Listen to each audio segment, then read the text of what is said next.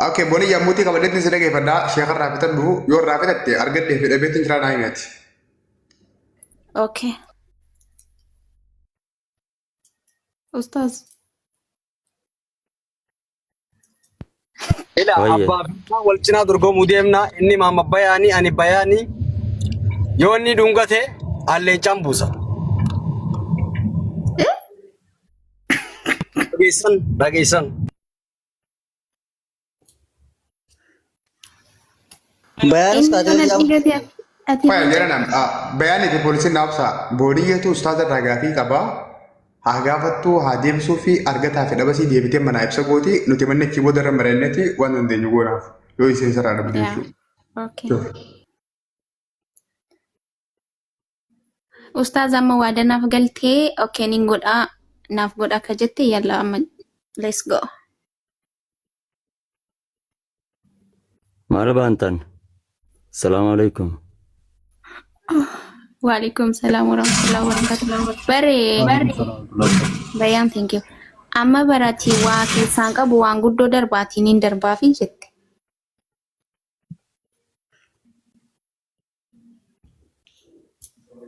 yere darbite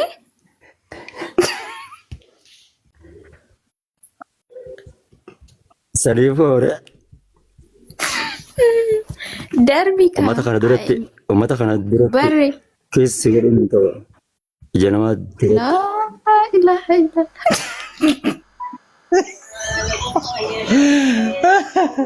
wallahi gara dargoome.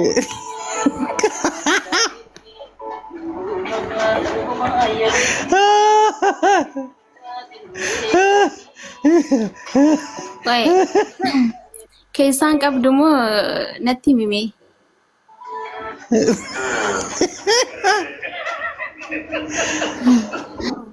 Aranella. Poolisiin hojjeeqin kaabara ammas ta'e ati barabaram ni barnoota.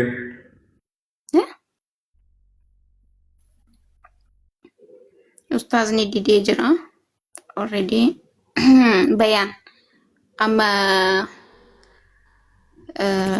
maayikii karaa kan kee darbee jira. Adaraar birraafiti hanga inni fitadhe jiru. amma siidin maal jechuudha Kun ittaas hin fitadhe dubbisi boni hin taphatan hin fitadhe ishee. Didee bar inni nama kuma tokkoof dhibbaa afur irratti taasa'u jira. maa siidin kanini amma Naaf hin darbine naaf hin darbine hin argine naaf darbitamoo hin darbitu. lakkee kanneen jira isin ummata hin agartan isin በቃ እሺ ረኮን ቀቡ ከላስ ኡስታዝኒ ከዱን በርባዱ ኦኬ ገሩ ሰበበክ ያን አርገት የበሪ ኢሳ መረቅ ይራቀብ ዱካን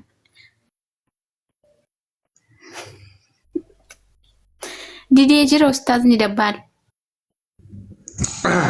Ustaz wanta ka beeke ilaali yoo danda'anii eeganiin godha jaan immoo godhanii yoo hin dandeenye immoo lammii bal'oo jira gosa guddoo jira biyya bal'oo jira godhuun hin barbaada godhuun dadhabee na gargaara. naaba'u didee ati ammatti hin bayaate waan xiqqoo ol darbitee ati wanni amma xiqqoon amma ol darbite tun hin kennamti sila waan guddoo kee kennan san jennaan maal jechuudha akka waan guddoo kenniteetti Okay, alkiin godha. Kumi fudhachuu deema ati dhungadhu yoo ati dhungatte ambasaan buusan dhungadhu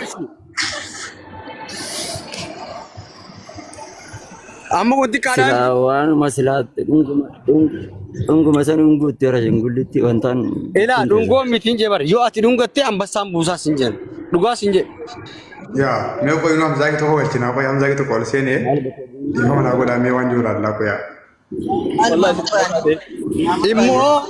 immoo bultiin akkas hin diigamne isiin dhungadhatte Hamzaan kun gaana malkanii guyyaa itti dadhabee viidiyoo waraabuudhaan maqaa isaa yaamuudhaan sa'a sagaluun dolkee dhaabbachuudhaan wannoo ta'ee Hamzaa welkaam. Saboo jarama walit dirqii walit dhiibdan kaan itti darbi jaa kaan as darbi jaa wal gimaan walit darbisiiftanii dhiisaa ka. Amma kiin jee maama yoo ati liivii tana cuftee baate malee giiftiin biran geenye maama bayaan nagee dararu jirtan inni darbuudhaaf gayyaalii godhee humaa dhabee as deebi'aa jira hin cinqinaa dhiisaa ka giiftiin hanga ati liivii irraa baatu biran ga'u. Hamza dubbina kasisa. Maqaa isaatiin darbe kan ergaa yoo inni booniyyee dhungate ambasaan ni bu'a inni. Inni kan booniyyee dhungachuu dadhaba. Giftiin amma isin irratti darbitan kuma lamaame giftiin tun gaafa dabbaalii fi tana cufatee bahee malee biran geessi maamma bayaan bu'ee deemuu isin argu humaa biran geenye wanni isin darbitan amma miti gaafa dabbaalii fi cufee bira geessi asumaan kaameraa banatee kiis godhuu fedha kiis haa wal godhanii dhiisaa bakka rakkoon qabu. Biyyee fi duruu bani gaagas taanaan bakka yoo isaan lamaan dhugumatti kiisii godhee nuti isaan lachuutti bileenji darbina malee. Wallahi. Giftii yoo dadhabe kaameraa banatee haa dhungatu. Yaa godhu kafala nuti waan giftii san bakka buune. Bakka muhee gas terga do sargir tare deebi muhee sargaan jiru. Hamza kam jette? Walii kana waliin gallamu? Egaa wanti waliin quufne waliin dacha'u yaati osuma nuti adda dhiibne waliin dacha'u yaati. Hootu jee wallahi isheetti choon. Afaan guuttattee narra darbi jettee ni waan irra darbuuf immoo hojii narra darbi. Keessaa filattee akkana waraqaa sana haa bulee. Hamza bar sanuu keessaa filateeti amma dhungoo amma ilaa biyyee ni bar. Way irra darbeettee qofa hooste ni filatte waan inni darbu sunis adda baaftee itti himte. Ustaas garraan keessa ni gaamu waan itti nunjaa. Awwa dumaashii teenya rabbiin garsiisin malee wanni tuni ijoolleen tun boota. Uumama bayaan filiis walitti hin dawwalina. Waan akka duraanii tan qabattanii taa'uun nu fidda rabbi isin uume sodaadha walitti hin dawwalina. Hamza inni wayin si gaafadhe giddumatti isaa fiidiyoo hedduu waraabuu turte hirriba malee akka xiqqaataa ol kaatee dhaabbattu hunda argatamu turre. Gaafa sana hedduu dadhabdee akkamitti dhaabdeeti jechuun mee waan gaafa sana si qunname takka waan gaafa sana sirra geerraa maal yaadatte mee waan takka nutti gaafa kasi kaatraa ol kaatee bultu sun. Gosa rakkoo akka maleeti wanni nan irraa yaadadhu ilaa irraa yeeyee qofa bakka girgirii isaa wal kaahanii fi yeeyee qofa.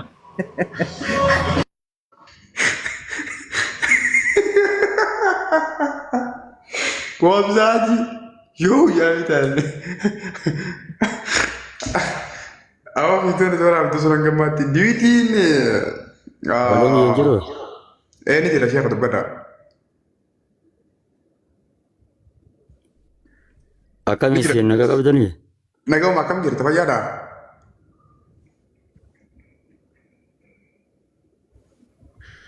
Fayyamaa isin? Wallahi nagaa amma dhufteessaa? Alhamdulillah. Amman dhufeen jettuun maalitti hirtan? Booniyyeen na dhungadhu amma ayilaaf munaanjii singetti seewu jirti nama kuma dhibba jaarratti turte yoo ta'e taa'in kan gargaar gisuu dan gargaar gitti godhuti waan si gaafate deebisa. Waan akkana dhiisi. Amma waan akkana booniyyeelleen dumaashii teenya ta duraaniiti amma haadha warra namaa ta biraati maama bayaanilleen abbaa mana namaa ka biraati wanni nuti ammaan tanaasii jechuu jirru hoosaadha booniyyeelleen kanaa daggaltee haala kullee haali jiraateef jiraachuu baatee san isiin beeka namni hundi abbaa manaa qaba haadha manaa qaba. Sagaleen biyyee dhagamu. Ni jirti Hamza asitti Hamza booniyyee yoom kan nikeete kanaa jaarsa qabdi. Booniyyee. Dabballi isaa waan dabballi isaa. Oke, rakon gaafa jechuun laadhii isin gaafate bisa. Hamzaan goofatuma godhu jiraate. Ilaa. Dabballi fuutti hin deebina jira. Dhiifama laa yeroo takka dhaggeeffadha dhiifama dabbal namni beektaa kabaja qabaa ulfina qabaa kanaaf dhiisaa isiniin jenna dhiisa baarakallahu fiikum biroo kutaa. Ati ajandaa ta'e karee wanti Oromoon ajanda jaalattee beektaa. Lamaffaa namni osuma jechaa nama diddiruu jira beektaa. Akkasii baarakallahu fiikum. Duratti sitti leen ture bar dabbaalan eerumee baadheellee kan ko private na hundi miidiyaa lamii warra adallamsiin jedhee ture.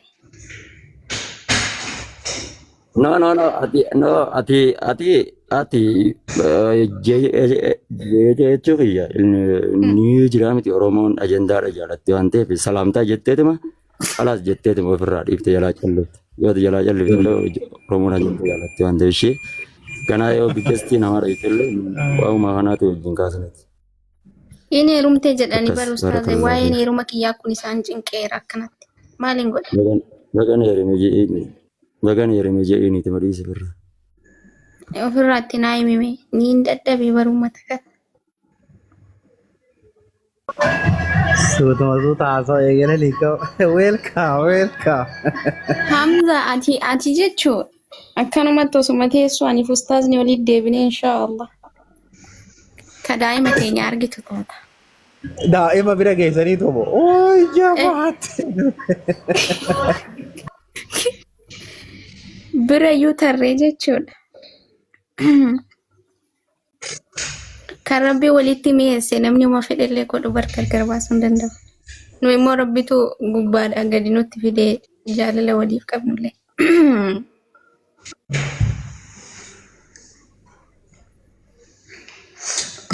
Okay. Ustaz maaf yang behé jira. Boni ye ni heerumteeti.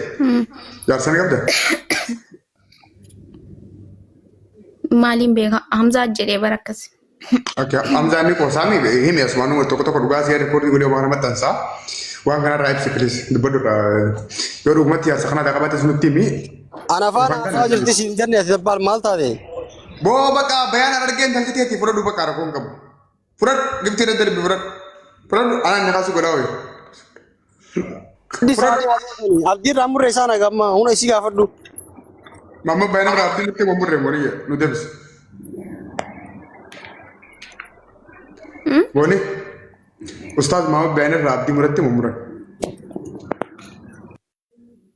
Abdiin irraa qaba ture. Okay, hin qabdu si murattees. Hamza boo bayaan ta'e gaafadhu haa maaliif gaafadhu naan jettu waan barbaade. Siimee kati deemu deemu. Oo naaf isii wajjaasfeen almost xumurree jirraa bara. Aha, maalirra walii galtan? Niitii lammaffaa sii taayettee okkee jedheen illee fudheera. Okay. Boni akkasiin? Bar xumurree irraa siin jedhee jira maaliif ati dubbii soquu deemte? Okay, okay. Amma akka kana goona amma jaartii namaa jaartii sheekaatiin taphachuun haraama. Jannatan seentu bayaan dhiifamu nu godhi jaartii sheekaatiin hin taphatini. Amma kanaa goonume. Ati Arafaat maal taate maa boo Hamza agandaa keessa deebina.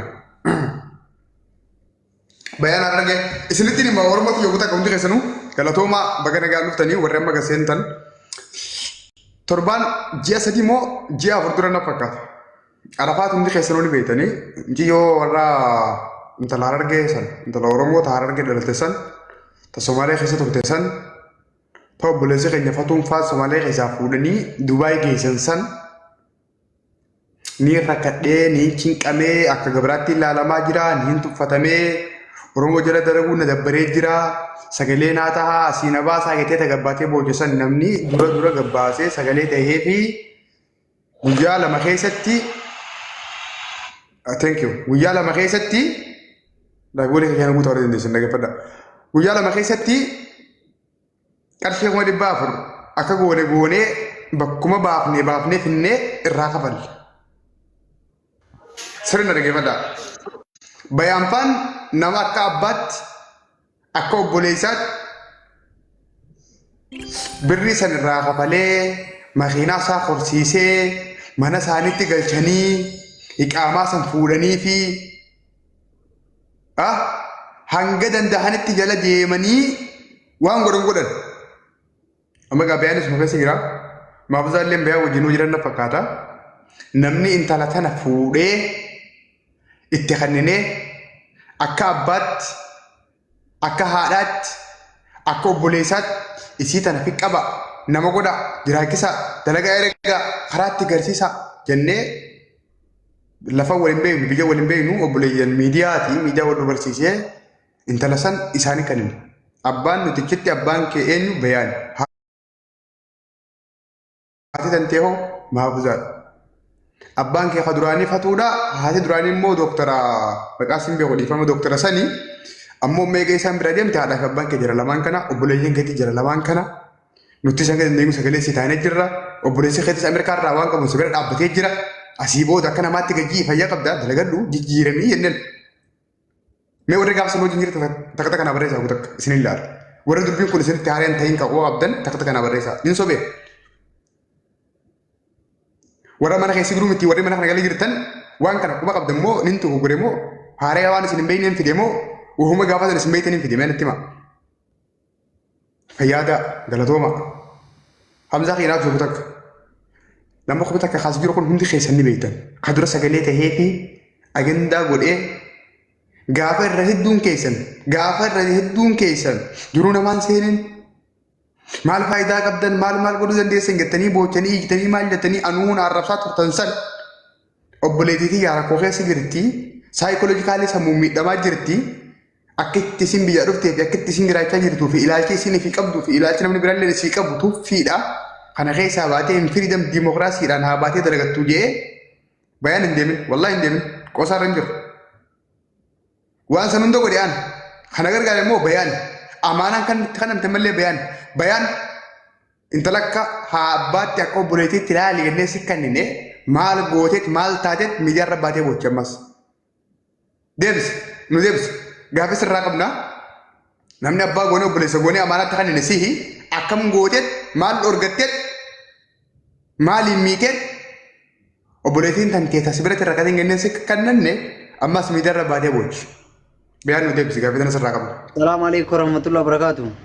ዋሌኩም ሰላም ሲበርባኔ ሰር ምነው ደባል ምነው ጎደኛዬ ምነው ሰላም የለም እንዴት ነው ጠፋ ኖ ሰላም ይላም ይታት ገንቶ ደኑ ጋንቴ ኦብሬቲ ሚቲ ሚዲያ ረብ ለማዳ እገፈ ሰላምታ ወለትን ቀምኑ በያን ሰላምታ ወለትን ቀምኑ ዋን አረፋት ጎቴ ሚዲያ ረብ አስቴ ከሲም ቦቹ ጎቴ ኑቲ ሂሚች ቦተ ሰላምታ ወጀና ሶይና ሲለንፍና ሃራቆ ሲመጡ አቲሞ ካባት ዋን ተበለስ ተካዋን ሲስ ዱባ ረብ ያለባት ኑቲ yoo rakkoon jiraate ati himtu rakkoo sana ati furtu anatti hin bilbiltu sagalee takka naan qabdu miidiyaarra baatee boo'uu maaltu fide maal gooteettisi maal miti